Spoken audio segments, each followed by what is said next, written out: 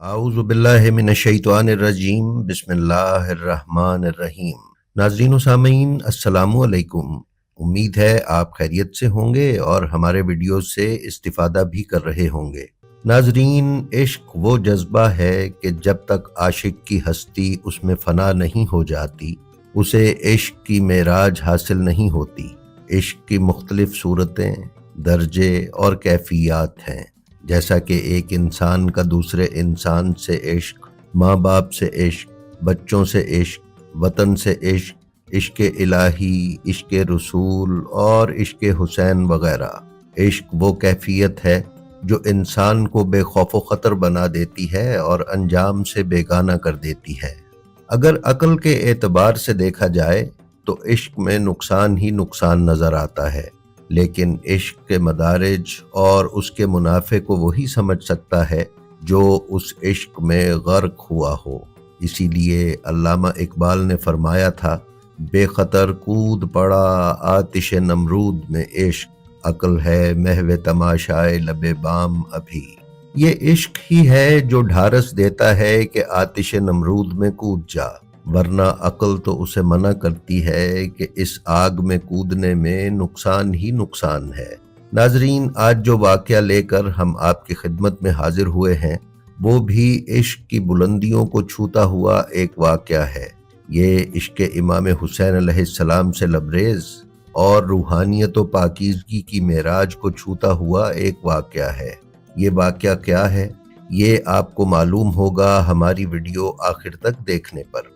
ناظرین، علامہ شیخ حسین بخش دہلوی نے اپنی کتاب توضیح عزا میں کتاب لسان الواعظین کے حوالے سے بیان کیا ہے کہ ایک عزادار مومن ایک سال ایسا تہی دست اور ناچار ہو گیا کہ اس کے پاس مجلس امام حسین علیہ السلام اور نظر و نیاز کا انتظام کرنے کے لیے رقم کا بندوبست نہ ہو سکا۔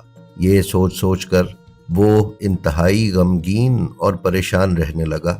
دن گزرتے گئے اور عشرۂ محرم قریب آ گیا تو اس کی زوجہ نے اس سے کہا کہ اے بندہ خدا، محرم کا چاند بہت قریب آ پہنچا ہے اور ابھی تک مجلس اور تبرک کے بارے میں کوئی انتظام نہیں ہو سکا۔ میں یہ بھی دیکھتی ہوں کہ تو ہر وقت پریشان رہتا ہے۔ یہ بات سنی تو وہ اپنی زوجہ سے مخاطب ہوا اور کہا کہ میں کیوں کر پریشان نہ ہوں، جبکہ محرم کا چاند بھی نمودار ہو چکا اور ہمارے پاس مجلس امام حسین اور تبرک و نیاز کے لیے کچھ بھی نہیں ہے۔ اس کی زوجہ نے کہا، فکر نہ کر، اور اگر تو مناسب سمجھے تو ہم اپنے بچے کو کسی کی غلامی میں دے دیتے ہیں اور اس طرح سے جو رقم ہمیں حاصل ہوگی اس سے عزاداری امام حسین علیہ السلام اور مجلس برپا کر لیں گے۔ اس بات پر اس کے خامن نے بھی اس سے اتفاق کیا، لہٰذا زوجہ نے بچے کو تیار کیا اور اچھا لباس پہنا کر اسے باپ کے ساتھ غلاموں کے بازار میں بھیج دیا۔ بچے کو گھر سے رخصت کرتے وقت اس بچے نے ماں سے مخاطب ہو کر کہا کہ اے والدہ، جب میری جدائی میں آپ بے چین ہوں تو شہزادہ قاسم اور اون محمد علیہ السلام کے مصائب یاد کر لینا، تو آپ کے دل کو ضرور صبر آ جائے گا۔ ناظرین، قصہ مختصر یہ کہ باپ اپنے بیٹے کو لے کر بازار پہنچا۔ وہاں ایک سوداگر غلام خریدنے آیا ہوا تھا۔ اس کی نظر اس لڑکے پر پڑی تو اسے اس سوداگر نے خرید لیا اور اپنے ساتھ لے کر چلنے کا ارادہ کیا۔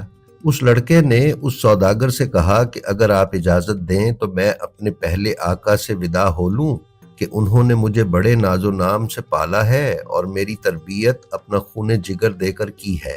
سوداگر نے اسے اجازت دی تو وہ دوڑ کر باپ کے قدموں پر گر پڑا اور رو کر عرض کرنے لگا کہ اے بابا، جس وقت آپ بارگاہ امام میں شمع روشن کرنا تو مجھے ضرور یاد کرنا۔ پھر یہ کہہ کر وہ اس سوداگر کے ساتھ روانہ ہو گیا۔ ناظرین، مصنف کتاب نے بیان کیا ہے کہ اس سوداگر کے ہاں کوئی بیٹا نہیں تھا، صرف بیٹیاں ہی بیٹیاں تھیں۔ لہٰذا جب یہ لڑکا سوداگر کے گھر پہنچا تو اس کی بیٹیاں اسے دیکھ کر بہت خوش ہوئیں کہ اس کی صورت میں ہمیں ایک بھائی مل گیا ہے۔ لہٰذا اس لڑکے کی سوداگر کے گھر میں بڑی خاطر مدارت کی گئی۔ رات ہوئی اور سوداگر سو گیا تو اس نے خواب میں دیکھا کہ آسمان کے دروازے کھل گئے ہیں، ملائکہ نورانی طبق اٹھائے آسمان سے زمین کی طرف چلے آتے ہیں۔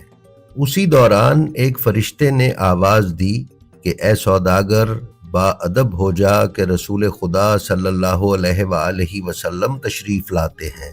یہ سن کر خواب کے عالم میں ہی وہ سوداگر رسول اکرم صلی اللہ علیہ وآلہ وسلم کے استقبال کے لیے دوڑا، اور جب رسول اللہ کے پاس پہنچا تو دیکھا کہ رسول اللہ کی آنکھوں سے مسلسل آنسو جاری ہیں۔ وہ سوداگر رسول اللہ کے قدموں میں گر پڑا اور عرض کیا کہ اے شفیع روز جزا، خوش نصیبی اور زہ سعادت کہ آپ کے قدموں کی برکت سے میرا تاریک گھر روشن ہوا۔ آپ کو اس غلام کی کون سی ایسی خدمت پسند آئی کہ آپ نے اس حقیر کو یہ عزت بخشی، اور آپ کی مبارک آنکھوں سے آنسو کیوں رواں ہیں؟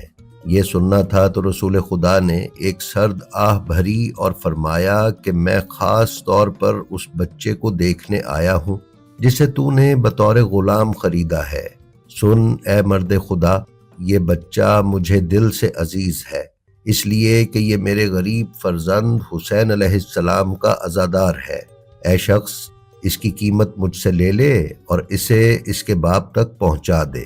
ناظرین، یہ خواب دیکھنا تھا تو وہ سوداگر نیند سے اٹھ بیٹھا اور صبح ہوتے ہی اس بچے کے پاس گیا اور اسے بہت سا مال و اسباب دے کر اس کے والدین تک اسے پہنچا دیا۔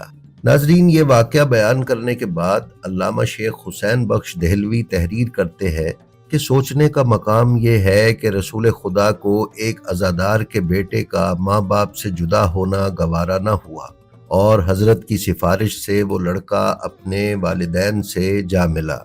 حضرت صلی اللہ علیہ وآلہ وسلم کا اس روز کیا حال ہوا ہوگا کہ جب اہل بیت سلام اللہ علیہ کے معصوم اور ننھے بچے پردیس میں اپنے بزرگوں اور وارثوں سے جدا ہو گئے ہوں گے، اس طرح کہ جن سے ملنے کی پھر امید باقی نہ رہی تھی۔ اصول یہ ہے کہ ہر شخص مصیبت میں اپنے دوستوں کی طرف رجوع کرتا ہے، خاص طور پر بچے، کہ جب ان کو کسی قسم کا رنج یا دکھ پہنچ رہا ہو تو دو قسم کے لوگوں کو اپنی مدد کے لیے ڈھونڈتے ہیں، خاص طور پر مردوں میں باپ اور چچا وغیرہ کو، جبکہ ان لوگوں میں سے کوئی آنکھوں کے سامنے بازو کٹوا کر دریا پر سویا ہوا تھا تو کوئی نیزہ جفا سینے پر کھا کر ریت پر پڑا تھا، کسی کی لاش گھوڑوں کے سموں سے پاش پاش ہو گئی تھی۔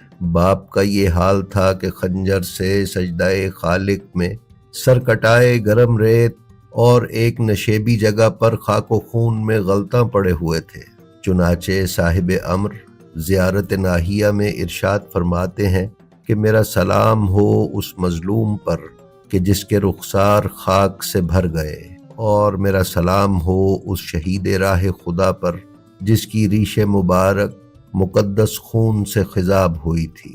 جی تو ناظرین، یہ تھی ہماری آج کی ویڈیو۔ ہمارا جو ویڈیو آپ کو پسند آئے اس کا لنک اپنے حلقہ احباب میں شیئر کرنا نہ بھولیں، تاکہ علوم محمد و آل محمد کی نشر و اشاعت میں آپ کی حصہ داری برقرار رہے۔